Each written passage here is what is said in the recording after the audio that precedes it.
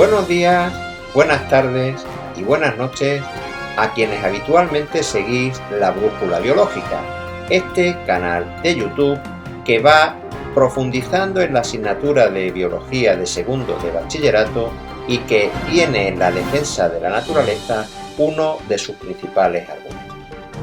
Si es la primera vez que te encuentras con nosotros, recibe mi más cordial bienvenida y anímate a suscribirte a este canal, dándole a la campanita para que reciba puntualmente cada una de sus entregas. Como de costumbre, os presento dos fotografías de Chiclana de la Frontera. La primera, una estatuilla de un personaje fenicio de los muchos que salpican nuestro término municipal. Espero que no tengáis dificultades en localizar dónde está. A la derecha tenéis una vista de los gallos de la marisma que hay en ese barrio y que pertenece al Parque Natural Bahía de Cádiz. Hoy nos dedicaremos a esbozar una prueba objetiva sobre los tres últimos temas que hemos desarrollado en estos vídeos, concretamente el de las proteínas, el de los enzimas y el de los ácidos nucleicos. Sin más espera, comenzamos. A continuación vamos a proponer un examen de los últimos tres temas de bloque A de biomoléculas, pero antes de ello y de que tengáis tiempo parando el vídeo de resolverlo por vosotros mismos, quisiera daros algunos consejos para afrontar un examen.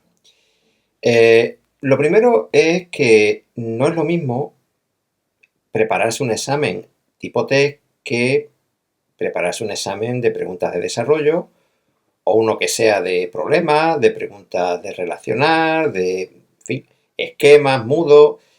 Cada modelo de examen nos va a hacer que tengamos una estrategia diferente. Por lo tanto, eso hay que saberlo de antemano y cuando ya hemos hecho todo nuestro estudio durante el trimestre y ya nos afrontamos a la prueba que nos va a evaluar, pues tenemos que hacer esa estrategia para que nos salga mejor.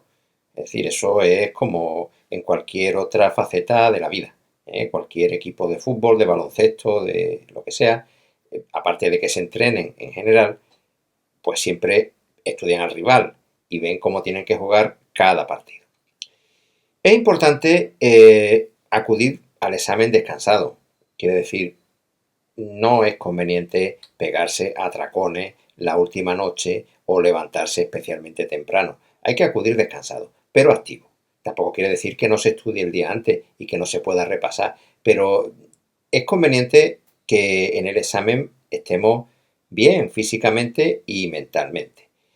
De nada nos va a ayudar el que no hayamos dormido o el que nos hayamos tomado varios cafés para estar despiertos.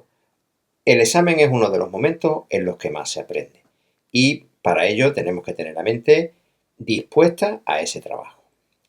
Lo primero que hay que hacer cuando nos dan la hoja del examen es hacer una lectura rápida de todas las preguntas. Ya sé que para muchos de vosotros esto puede ser una pérdida de tiempo. Es decir, si tengo una hora y ahora voy a dedicarle 5 minutos a leer, pues voy a perder ese tiempo. Yo creo que no es ninguna pérdida, sino es, al contrario, una ganancia.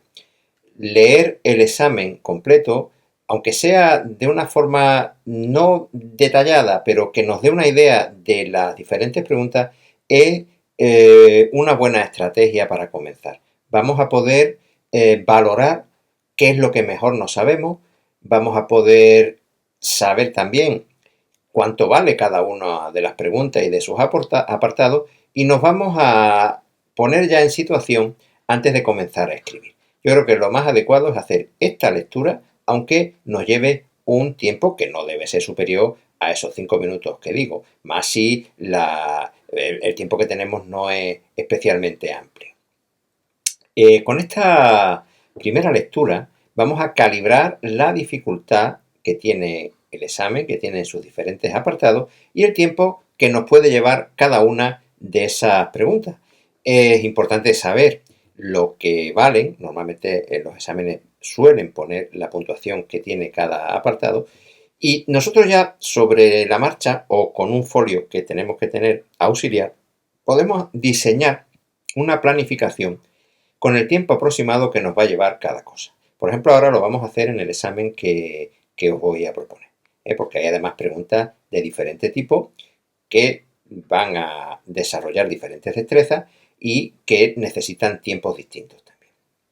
Muy importante es proponer un orden de respuesta para las preguntas.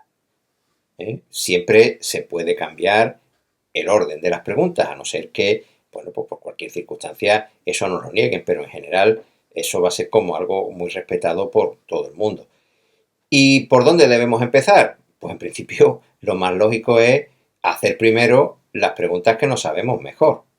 Eso parece lógico. Y después ya dedicar un espacio mayor a lo que tenemos dudas o a lo que prácticamente no sabemos poco y tenemos que ir a la mente a rescatar ideas del baúl de los recuerdos. Entonces lo primero es hacer lo que no sabemos. Para esto es necesario disponer de un reloj que nos vaya indicando el tiempo que estamos empleando en cada pregunta y lo que nos queda en cada momento. No se trata de estar ahí con una angustia o un pánico al paso del tiempo, pero no podemos dejar que esto fluya sin que nosotros lo tengamos controlado. El tiempo tiene que estar en todo momento bajo control. Como dije antes, una hoja auxiliar pues, para muchas cosas, para escribir palabras o frases que nos vienen a la mente y que después vamos a poder desarrollar, para hacer esquemas, para relacionar ideas. Eso es muy importante tenerlo. Si la pregunta que nos hacen es de desarrollo, es un tema que tenemos que elaborar, hay que pararse también antes de hacer el tema y dedicarle unos minutos a organizar, a estructurar, a darle coherencia a lo que vamos a redactar, no empezar por lo que se nos ocurra en primer lugar. Y siempre es conveniente, cuando se hace un tema, hacer una introducción al mismo antes de afrontar las ideas principales. Hay que hacer como una puesta del contexto que tenemos que tratar. Después desarrollar los distintos apartados y finalizar con una relación de ello en una especie de conclusión final. Si al final nos sobra tiempo, pues no está de más hacer una relectura, porque siempre se nos han podido escapar algunas faltas de ortografía, algún signo de puntuación, incluso errores sintácticos o semánticos. Eso es importante, bueno, si tenemos ese tiempo, hacer ese esfuerzo, que yo sé que cuesta mucho trabajo, porque uno ya lo que está deseando es terminar, hacer ese trabajo para darle un toque de calidad. Lo mismo que podemos sustituir palabras, hacer una redacción un poquito más bonita, más con palabras, conceptos que sean pues, más científicos en el caso de la biología, ¿no? Más propios. Entonces eso le dará a nuestro examen, a nuestra prueba, una nota de calidad que seguro que nos la valorará. Pero vayamos ya con la prueba que os propongo para el día de hoy. Os la voy a enseñar y vosotros pues, podéis ir respondiendo parando el vídeo. En fin.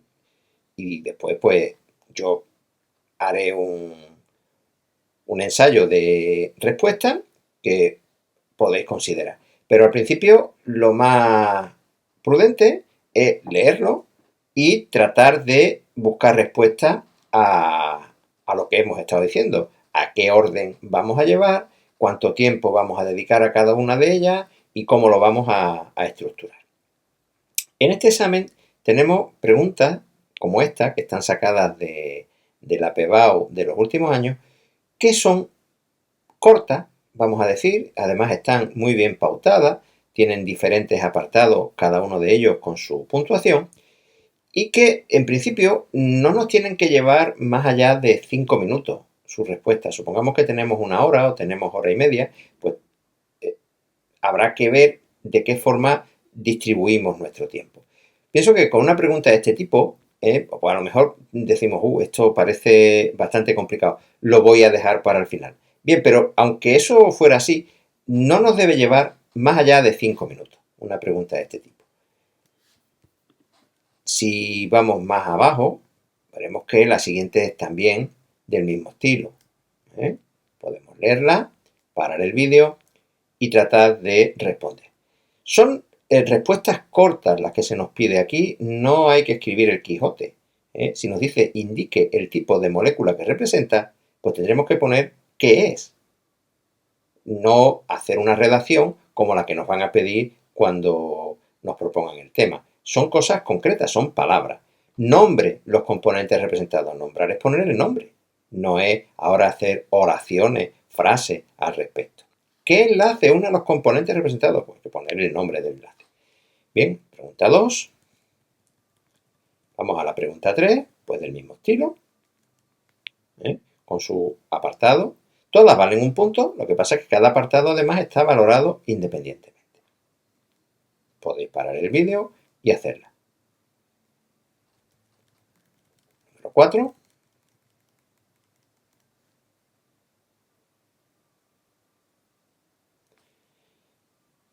Y la última de este tipo, bueno, esta ya es otra.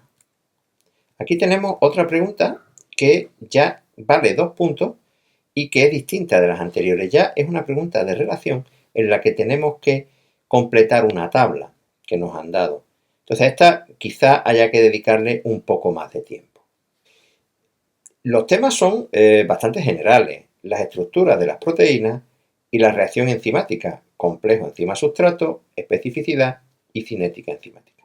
Vamos a desarrollar los dos, pero aquí hay que tomar una decisión. Nos dan a escoger uno y tenemos que optar por aquel que nos sabemos mejor. Bien, puede que no sepamos los dos. En ese caso, ¿qué hacemos? Pues en este caso yo optaría por hacer el que pienso que menos gente va a responder. Entre estos dos está claro que la mayor parte escogería, a mi juicio, las estructuras de las proteínas, porque es un tema más sencillo, más conocido, yo creo que un poquito más fácil, y en general la gente huiría de este segundo, del de la reacción enzimática. Entonces, si yo me sé los dos, yo personalmente optaría por el segundo, porque creo que cuando uno ya se ha leído una cosa muchas veces, pues ya es que es como muy pesado. Entonces, quizá el que nosotros respondiéramos otro tema alternativo, a la mayoría, pues quizá nos pudiera beneficiar. Es una opinión personal. Bien, leído todo esto, tenemos que considerar lo que hemos dicho al principio. ¿Por dónde empiezo? Yo no empezaría por el tema. El tema yo lo dejaría para el final. Si disponemos de una hora, pues el tema serían 20-25 minutos al que habría que dedicarle, y el resto pues habría que hacer las 5 preguntas que tenemos. Quizá necesitara pues quizá de un poco más, de 10 minutos tal vez, para hacerlo, porque hay que pensar, hay que relacionar. Entonces le dedicaría 5 minutos a cada una de las otras. ¿Por dónde empiezo? Pues ya cada uno tiene que ver qué es lo que se sabe mejor. Si lo que se sabe mejor es la pregunta número 2, pues empezar por la pregunta número 2. Por ejemplo, esta que parece muy sencillita, ¿verdad? Que ahora veremos qué tipo de molécula es esta. Después, pues como hemos dicho, establecer un orden de respuesta y, bueno, pues lanzarse ya a escribir. Que yo en un principio me he hecho una organización y después me doy cuenta de que la pregunta número 1, que pensaba que no me sabía, es más fácil y la puedo hacer, pues soy libre perfectamente de saltarme ese orden, porque a lo largo del examen también seguramente me van a venir ideas que tenía momentáneamente olvidadas cuando comencé. Bien, pues sin más, vayamos a responder cada una de estas preguntas. Espero que ya las hayáis podido hacer todas y que ahora simplemente pues que corrijáis o comparéis vuestras respuestas con la propuesta que yo os voy a hacer. Bien, aquí tenemos la primera pregunta. Nos proponen un par de esquemas, el esquema A, un dibujo, y el esquema B con una gráfica, y nos hacen 3 preguntas. 4 preguntas en concreto, porque también abajo hay un poquito más, me parece, ¿no? Correcto. Nos hacen 4 preguntas. Bien, la primera indique qué tipo de proceso está representado en el esquema señalado con la letra A, este esquema. ¿Qué es esto? Esto puede parecernos un poquito complejo al principio, ¿no? Pero en realidad no lo es tanto. Si nos sale la palabra centro activo, nos aparece una forma que después se pierde cuando hay una cosa que tiene aquí el número 2 y que cambia esa forma del centro activo, pues esto me tiene que llevar a pensar a que se trata de una inhibición enzimática. Es decir, es algo que está impidiendo que el centro activo de la enzima reciba el sustrato, es decir, está modificando de una forma absoluta ese centro activo para que no se pueda acoplar el sustrato. Entonces es una inhibición enzimática. Esa inhibición podía ser de dos tipos, si recordáis, competitiva y no competitiva. ¿Por qué he puesto yo que es no competitiva? Pues porque en la competitiva lo que ocurre es que el sustrato compite con el inhibidor porque ambos tienen una forma similar. Entonces, como tienen una forma que se acopla bien con el centro activo, los dos, pues a ver quién puede más. ¿Cómo se arregla eso? Pues aumentando la concentración de sustrato. Pero en este caso, eso no nos importa porque aunque tú aquí aumentes la concentración de sustrato, no vas a poder hacer el complejo enzima-sustrato y llevar a cabo la reacción enzimática, sencillamente porque el inhibidor lo que ha hecho ha sido modificar la forma del centro activo. Como se ve aquí, el sustrato, que es la 3, sale fuera porque no se puede acoplar. Claro, esto se ve más claro cuando ya nos van pidiendo los demás datos, ¿no? Identifique las moléculas con los números 1, 2 y 3. Bueno, pues 1 es el enzima, donde está el centro activo, 2 es el inhibidor, 3 es el sustrato. Y ahora se pone en relación este esquema A con el B y nos dicen en la gráfica B indique qué curva, 4 o 5, vemos que tenemos dos curvas, corresponde a una reacción en la que la molécula número 2, esta, está presente. Aquí hay que tener claro cuál es la gráfica de la acción enzimática en general, ¿no? Y sabemos que hay siempre una energía inicial en toda reacción química, es un salto energético, aunque la reacción sea exotérmica y sea que se gana una situación energética mejor, siempre al principio va a hacer falta un empujón. Pero fijaros cómo en este caso el empujón es mucho menor, la energía de activación es mucho más pequeña que sin el enzima. ¿Dónde podrá estar actuando el inhibidor? Pues donde no está siendo catalizada la reacción, es decir, en el 4. En la gráfica 4 no hay actividad enzimática, entonces se necesita mucha más energía y normalmente no se llevará a cabo la reacción. En el apartado D nos preguntan sobre cómo variará la concentración de la molécula 3, el sustrato, al cabo del tiempo, si no está presente, como en este caso, la molécula 2. Y después nos pregunta sobre la molécula 1. ¿Cómo va a variar la concentración de la molécula 3, del sustrato? Pues bueno, si no está la molécula 2, pues el sustrato se unirá a la enzima y tendrá lugar la reacción para producir los productos. Por lo tanto, la concentración de la molécula 3 disminuirá. ¿Qué le pasará a la molécula 1 si está presente la molécula 2? Pues hay que decir que la concentración de la molécula 1 no tiene que ver con que esté o no esté la molécula 2. La molécula 2 lo que va a hacer es cambiarle la forma del centro activo, pero ni aumenta ni disminuye su concentración. Vayamos ahora a la siguiente pregunta, la número 2. Tenemos este esquema y nos preguntan sobre qué tipo de molécula se representa. Bien, esta es de las típicas que hay que saberse, porque vemos además 3 grupos fosfatos, intuimos aquí una pentosa y aquí una base nitrogenada, esto es un nucleótido. Un nucleótido trifosfato, aunque no haya que aprenderse que esto es la adenina, pues parece lógico que será el ATP, el adenosintrifosfato.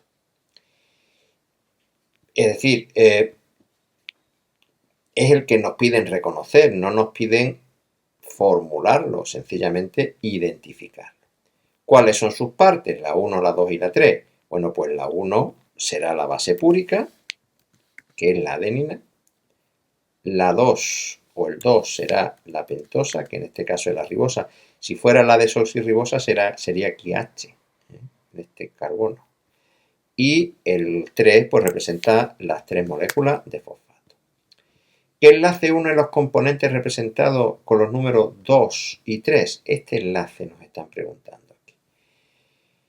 Bueno, pues un enlace éster, porque esto es un grupo ácido.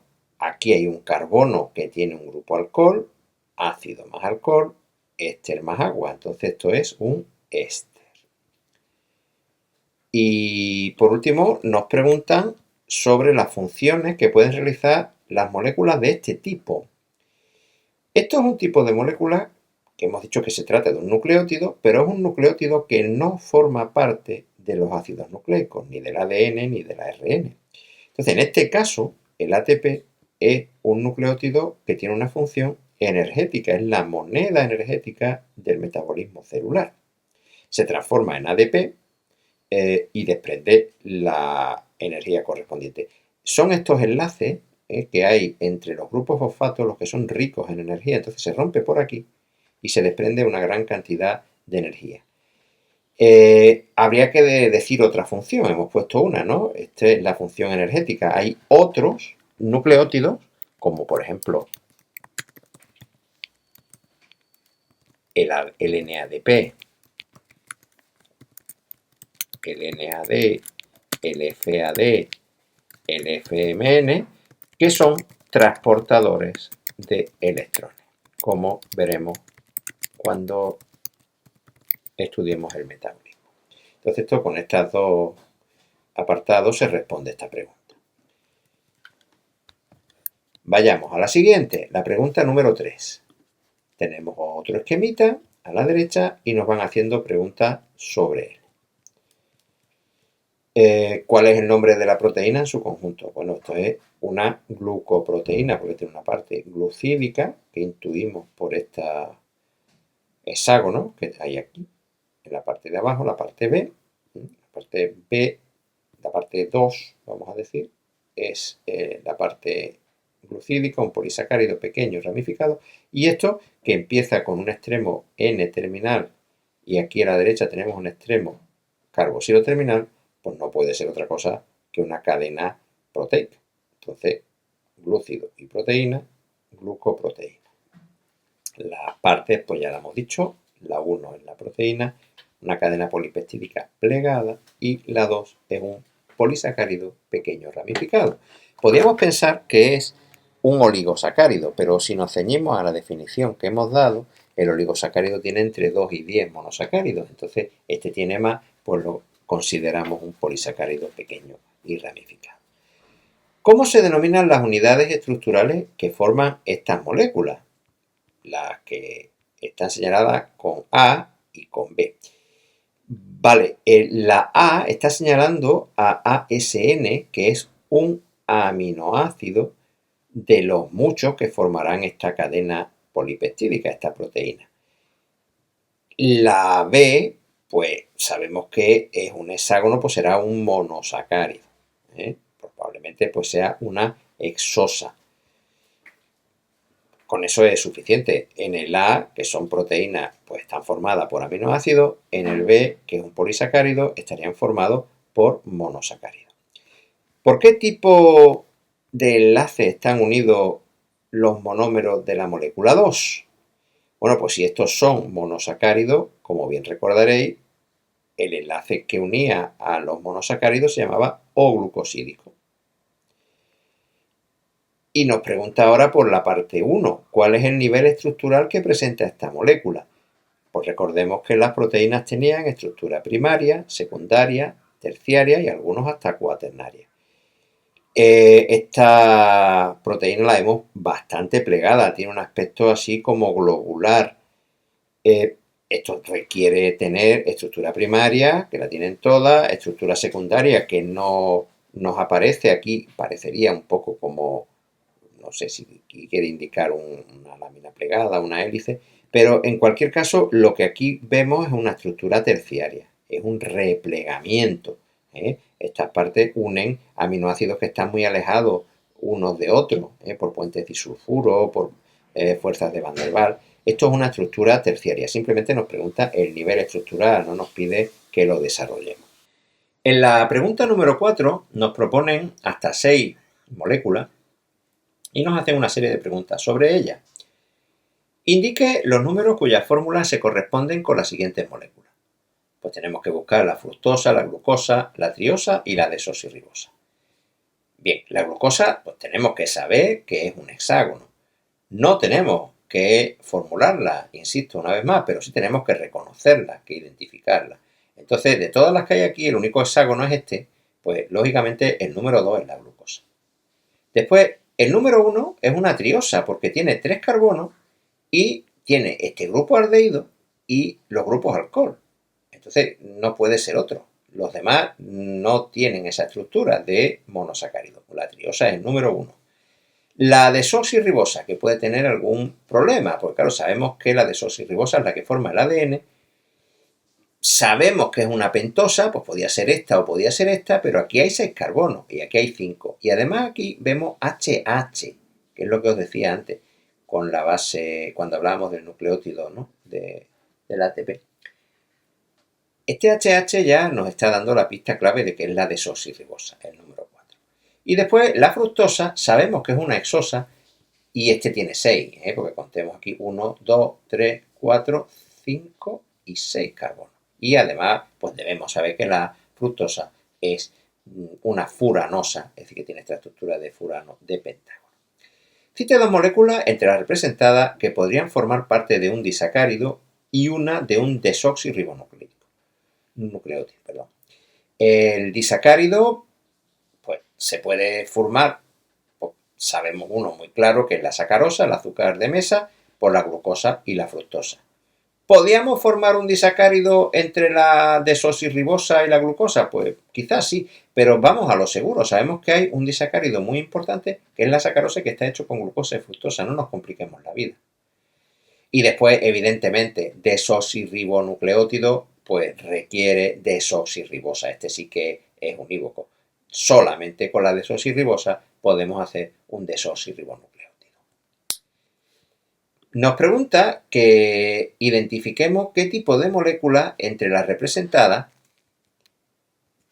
podría formar parte de un dipéptido y explique el enlace con el que se uniría. Un dipéptido es la unión de 2 aminoácidos. Entonces, aquí aminoácido tenemos el 3 y el 5. Esto es un aminoácido, aquí está el extremo N-terminal, NH2, y el extremo carboxilo, COH. Entonces, esto es uno, el 5, y otro es el 3. El 3 que lo tenemos aquí es otro aminoácido. El enlace peptídico solo se forma entre aminoácidos. Bien, vayamos a la pregunta número 5, que ya es un poco especial, porque nos propone que relacionemos los distintos tipos de ARN que existen. Quizá el último sea un poco el que dé la nota de calidad, ¿no? Yo creo que a estas alturas, pues todos debéis saber que está el ARN mensajero, el ARN transferente, el ARN ribosómico. Quizá algunos, pues, no tengan claro qué es eso del ARN nucleolar y muchos, pues, desconozcáis el ribosima, pero tampoco es tan difícil. Vayamos primero a poner, como siempre, lo que no sabemos. El ARN mensajero es un tipo de ARN. Todos se forman en el núcleo, porque todos se forman a partir del ADN, pero, bien, este sale del núcleo y va al ribosoma. Es como un mensaje, como su propio nombre indica, un mensaje del ADN. ¿Y cuál es su función?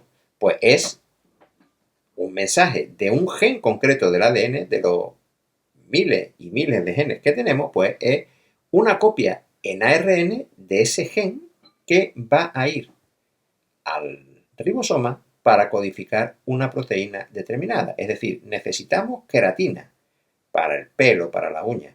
Bien, pues entonces vamos al ADN, seleccionamos el trozo de gen que codifica para la queratina, sacamos una copia en ARN y lo llevamos al ribosoma. Esa es la función del ARN mensajero. Después tenemos el transferente, que es ese que tenía esas formas ahí de trébol, extrañas. ¿Dónde está? Pues está en el citoplasma, aunque se forma en el ARN. Está en el citoplasma. ¿Y cuál es su función? Pues transportar aminoácidos al ribosoma para formar las proteínas en un proceso que se llama traducción. ¿Vale? Entonces, un transportador de aminoácidos. El ARN ribosómico. Bueno, pues está en los ribosomas, constituye los ribosomas. Su función es darle a los ribosomas su forma, su estructura, para que puedan hacer su función, que no es otra que la de fabricar proteínas. Entonces, el ARN ribosómico es un ARN estructural, forma los ribosomas. ¿Y el nucleolar? Bueno, pues el nucleolar está en el nucleolo, que es una parte del núcleo, cuando el núcleo está en interfase. ¿Y a qué se dedica el ARN nucleolar? Pues el que va a formar los diferentes tipos de ARN ribosómicos. Antes de que se formen los ribosomas, hay que formar los ARN que forman el ribosoma y que se van a combinar con las proteínas. ¿Dónde se forman esos ARN ribosómicos? En el nucleolo. Allí se van a dividir y van a formar pues, cada uno de los tipos que van a finalmente constituir los ribosomas. Esta parte que os decía que era de calidad, el ribocima, claro, ribocima nos recuerda un poco a la palabra enzima, ¿no? Es decir, porque su función va a ser enzimática. Era ese menos de un 1% de enzimas que no eran proteínas. Las enzimas que no son proteínas son ARN y se les llama ribocima. ¿Y dónde se encuentra? Pues se encuentran en la célula en general y también en algunos virus. Por último, vamos a desarrollar las dos preguntas temáticas que nos han propuesto. No vamos a hacer una redacción de las mismas, pero sí vamos a indicar qué habría que contestar, qué ideas habría que desarrollar en cada caso. Vayamos con la primera. En la estructura de las proteínas, siempre en los dos, como he dicho antes, es conveniente hacer un esquema previo al desarrollo temático. Entonces, yo aquí os propongo una introducción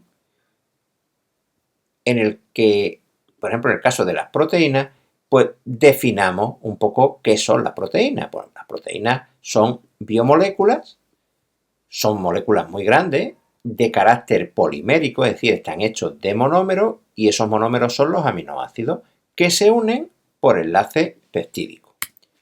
Y hay hasta 4 estructuras, con lo cual pues ya nos iríamos al desarrollo, ¿no? O sea que hasta aquí habríamos hecho una pequeña introducción para saber dónde estamos, qué estamos haciendo. Y a partir de aquí ya tenemos el desarrollo, nos piden las estructuras de las proteínas. Pues sabemos que hay 4 estructuras, estructura primaria, estructura secundaria, estructura terciaria, estructura cuaternaria. Ese es el grueso del pelotón, ¿vale?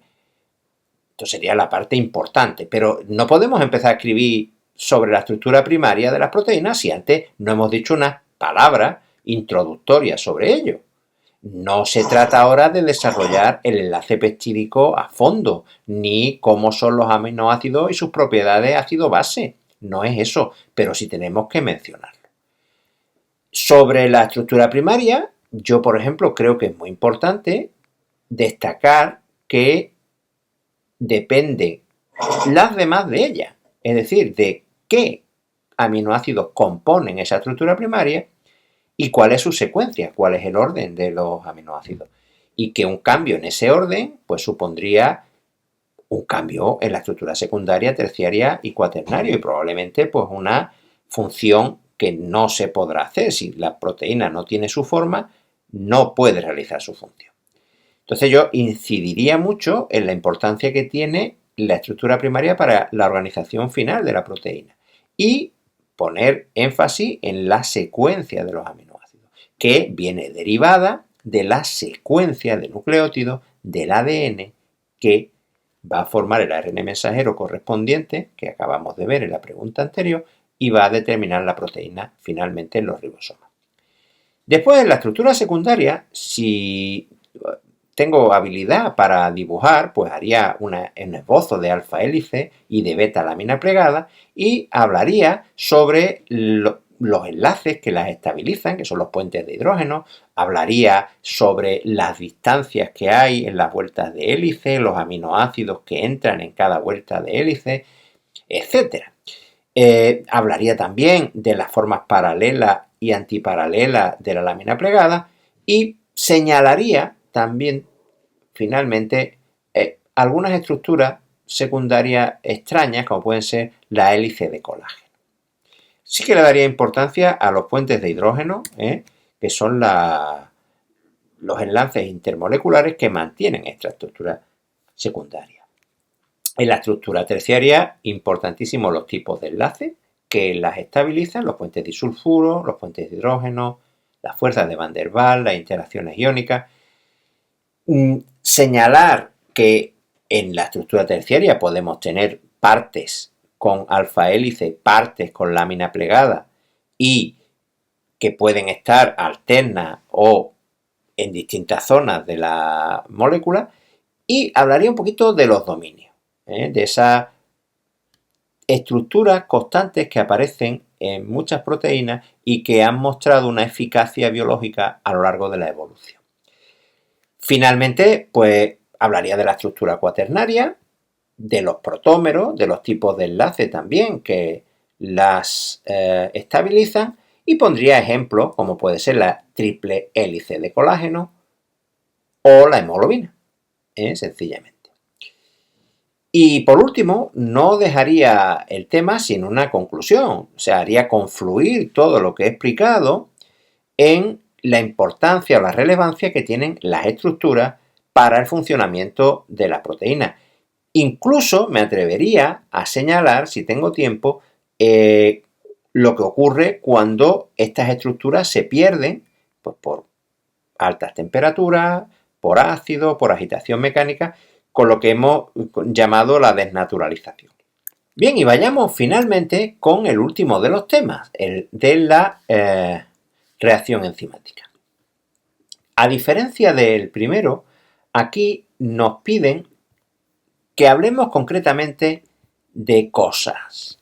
En el anterior nos decían las estructuras de las proteínas, como señalándolo, habla todo lo que sepas de este tema.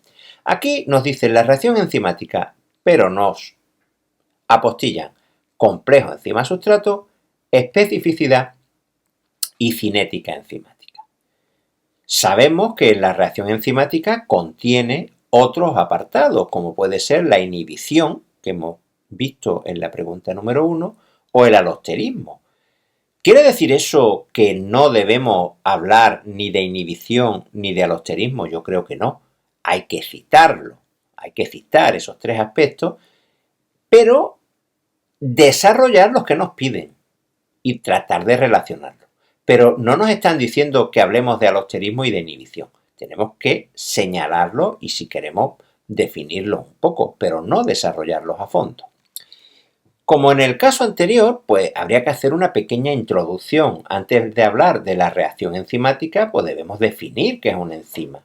Debemos también exponer de alguna manera el tema de la energía de activación que hemos visto en las gráficas de la pregunta número 1. O sea, la función de la enzima no va a ser otra que la de disminuir la energía de activación y la importancia que tiene esto en el metabolismo celular. Bien, una vez que ya hemos hecho esa introducción, pues ahondamos en el tema. Citamos los aspectos que hemos dicho, la inhibición y el alosterismo, dentro de todos los temas que tiene esta pregunta, y nos lanzamos ya a la primera de las partes, el complejo enzima-sustrato.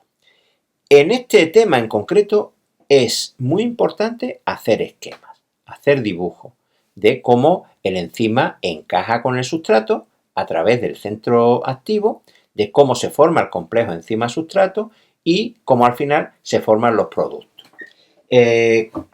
Ahondaría en la idea de que en el complejo enzima-sustrato lo que se consigue es un ambiente electroquímico donde vamos a destruir unos enlaces y a formar unos enlaces nuevos. En cualquier reacción química que no sea de tipo radiactivo Lo que cambian son las moléculas. Partimos de unas moléculas y llegamos a unas moléculas distintas, pero los átomos se mantienen. Eso es lo que hacemos siempre cuando ajustamos las reacciones. Tengo 3 carbonos aquí a la izquierda, pues tengo que tener 3 carbonos a la derecha. 5 oxígenos a la derecha. Bien, eso ocurre también aquí. ¿Qué es lo que pasa entonces? Pues que nosotros los átomos sencillamente los quitamos de donde están, rompemos los enlaces que los mantienen unidos a otros átomos y los enlazamos de otra manera, en otro sitio, formando otras moléculas. Eso no es tan sencillo, porque normalmente las cosas tienden a seguir en el equilibrio en el que están. Entonces, gracias al complejo enzima-sustrato, se da ese ambiente propicio y esa energía de activación rebajada para que se puedan ocurrir estos cambios. Hablaría también de la especificidad con los dos modelos que tenemos, el modelo llave-cerradura y el modelo de acoplamiento inducido, sabiendo que son hipótesis. Utilizaría esquemas en ambos casos. Y por último, le dedicaría un tiempo y un espacio mayor a la cinética. Es la parte más complicada. Aquí habría que hablar de todo esto, de velocidad de reacción, de velocidad máxima, de concentración de sustrato, de constante de Michaelis-Menten, de la afinidad que se deriva del valor de la constante de Michaelis-Menten, turnover, y sobre todo de los gráficos, del gráfico este que vemos como la velocidad va aumentando al principio, pero se estabiliza en una velocidad máxima. Y al final haría una conclusión sobre todo esto, igual que en el tema anterior, ¿no? En la conclusión destacaría la importancia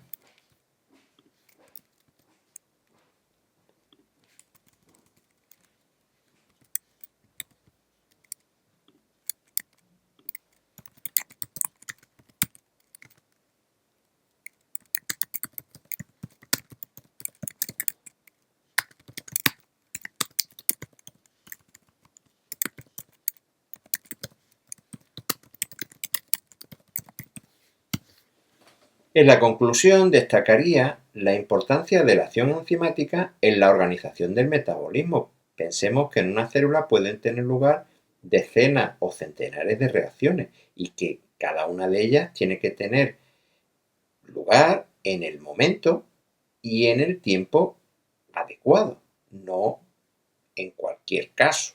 Entonces las enzimas son los controladores de todo eso y es muy relevante que se fabriquen y actúen cuando tienen que hacerlo. Y por eso existe ese control sobre los enzimas. El control sobre los enzimas es el control sobre los controladores, para que las reacciones se hagan cuando se tienen que hacer. Bien, pues hasta aquí esta entrega de la brújula biológica, hoy dedicada a hacer un repaso y una prueba objetiva sobre algunos de los temas de bioquímica del bloque A. Os dejo una imagen de las marismas de los gallos del Parque Natural Bahía de Cádiz, con San Fernando al fondo y más al fondo todavía el puente nuevo de la ciudad de Cádiz. No olvidéis darle al like, al me gusta, para que el vídeo se vaya posicionando cada vez mejor. Suscribíos si aún no lo habéis hecho y darle a la campanita para que siempre tengáis puntualmente cada nueva entrega que vayamos haciendo. Y sobre todas las cosas, nunca os olvidéis de ser felices. Hasta pronto.